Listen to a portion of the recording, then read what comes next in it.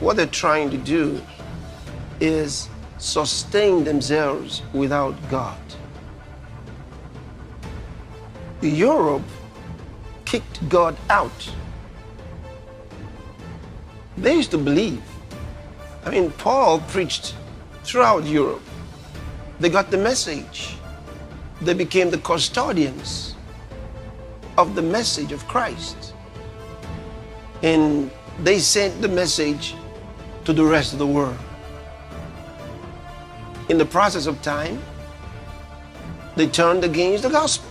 And they say to themselves, we have always been masters of the world, and we must continue to be masters. Well, the game is over for the time being. Our job is to issue an injunction restraining them from carrying these activities out until we are done.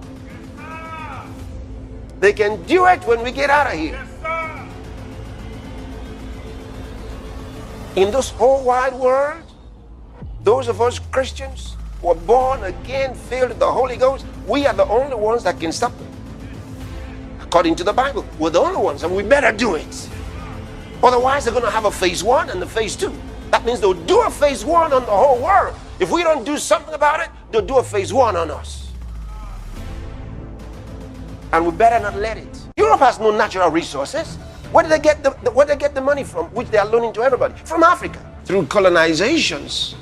Now, because they are broke, they are panicking and trying to recolonize the world in several different ways. And that's why they're desperate. They're so desperate. They're desperate, and they're fighting from every angle. And they're calling on the children of Europe, not just, when I say the children of Europe, I'm dealing with nations now, okay? So I'm not talking about the kids.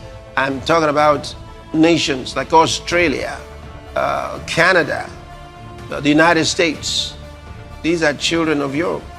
So they're calling them to help.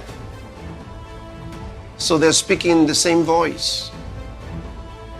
Speaking the same voice. And the plan is, we've got to seize the world. Globalization for the globalists of the world is a euphemism for colonization. You better understand it. You see, colonization became a bad name. Okay? Became a bad name. All the colonies wanted to be free. And they connected colonization with slavery. It had a dark past. Nobody likes it. But the same groups that were responsible for forever colonization came up with a new name. It's called globalization. The unrepentant perpetrators want us to believe they're trying to save the planet. But they're not trying to save anything. They're not trying to save anything.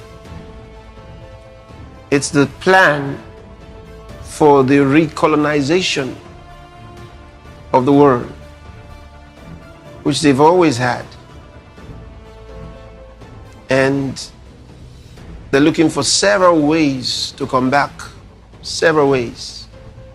They're trying through the World Health Organization,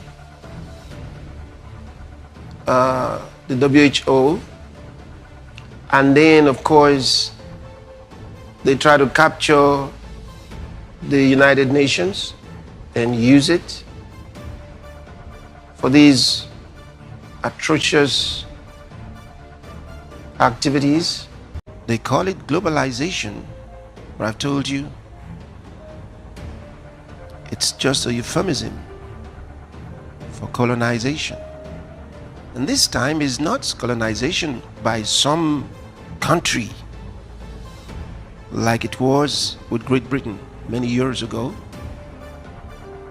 It is a different kind of colonization.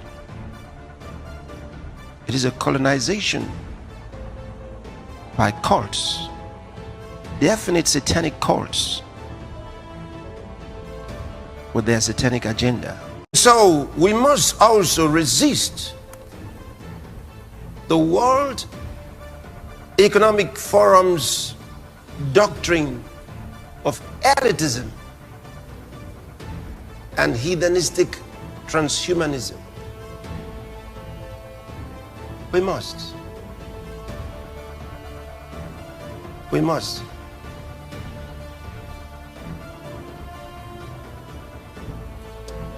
Because the idea that the world should be governed by technocrats is an elitist idea. And we know what they've done to the world. And that's why I told you that the so-called globalization doctrine is actually colonization.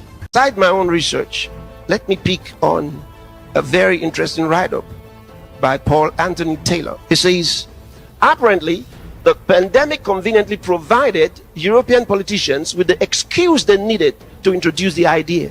It's all about eugenics. Don't deceive yourself. It's all about the reduction of population around the world. Why? It's simple. Europe is broke. Europe is broke. That's the reason. But this time, they made up their mind. The population is too large. They got to cut it down. It's too big to be controlled.